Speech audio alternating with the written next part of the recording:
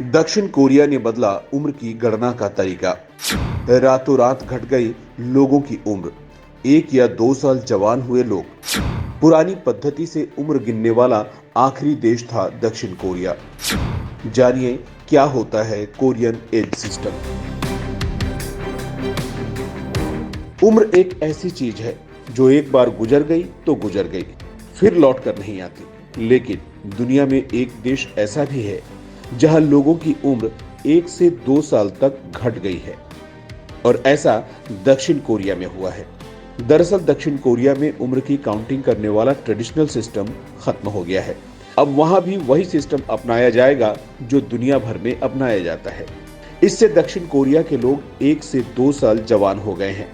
यानी कि अगर वहां किसी की उम्र कल तक 24 साल थी तो आज वो 23 या 22 साल का हो गया है, और अब से वहां पर भी डेट ऑफ बर्थ से ही उम्र की काउंटिंग की जाएगी।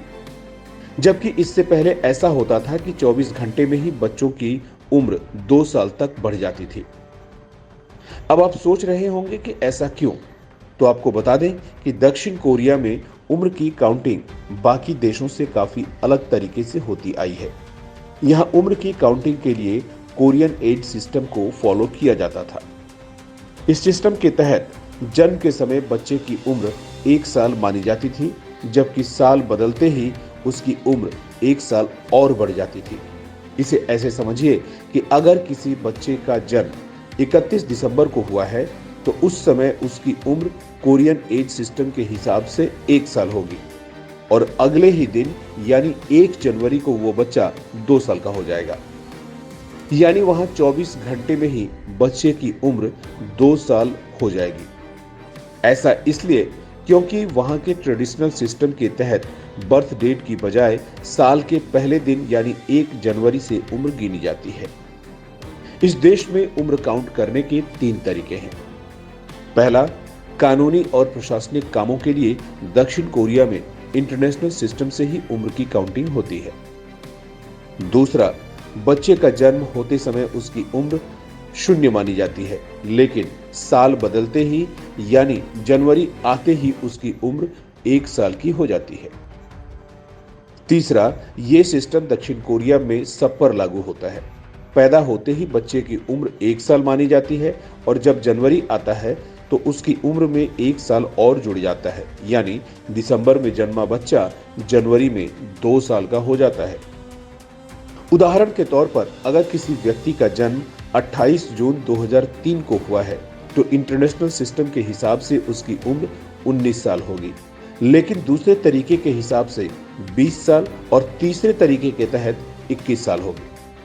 लेकिन इसके विपरीत दक्षिण कोरिया के राष्ट्रपति यून सुक येओल शुरुआत से ही ट्रेडिशनल सिस्टम को खत्म करने की वकालत करते रहे हैं। उन्होंने चुनाव के दौरान भी इस सिस्टम को खत्म करने का वादा किया था। पिछले साल दिसंबर में वहां की संसद में सांसदों ने भी इस पुराने सिस्टम को खत्म करने के पक्ष में वोट किया था, और अब से दक्षिण कोरिया में भी उम्र की काउंटिंग के लिए इंटरनेशनल स्टैंडर्ड को ही अपनाया जाएगा। यानी अब बर्थ डेट के हिसाब से ही उम्र होगी। इसका मतलब ये हुआ कि अगर किसी का जन्म 28 जून 2003 को हुआ है तो इंटरनेशनल सिस्टम के हिसाब से उसकी उम्र 19 साल ही होगी। ऐसे तो दुनिया के कई देशों, खासकर पूर्वी एशियाई देशों में उम्र की गणना करने के लिए अलग अलग पारंपरिक तरीके हैं, लेकिन ज्यादातर देशों में इन्हें खत्म किया जा चुका है। वहीं दक्षिण कोरिया ने इस सिस्टम को अब जाकर खत्म किया है, लेकिन उत्तर कोरिया में पारंपरिक सिस्टम को 1980 में ही खत्म किया जा चुका है। जापान में भी पहले ऐसा ही सिस्टम था, लेकिन वहां भी 1950 में इसे खत्म कर दिया गया। अगर बात अपने देश भारत की करें तो भारत में इंटरनेशनल एज काउंटिंग सिस्टम को ही माना जाता है। यहाँ जन्म की तारीख से ही उम्र की गिनती होती है। यानी अगर किसी बच्चे का जन्म 28 जून 2023 को हुआ है तो उसी दिन से उसकी उम्र गिनी जाएगी। 28 जून 2024 पर उसकी उम्र 1 साल होगी।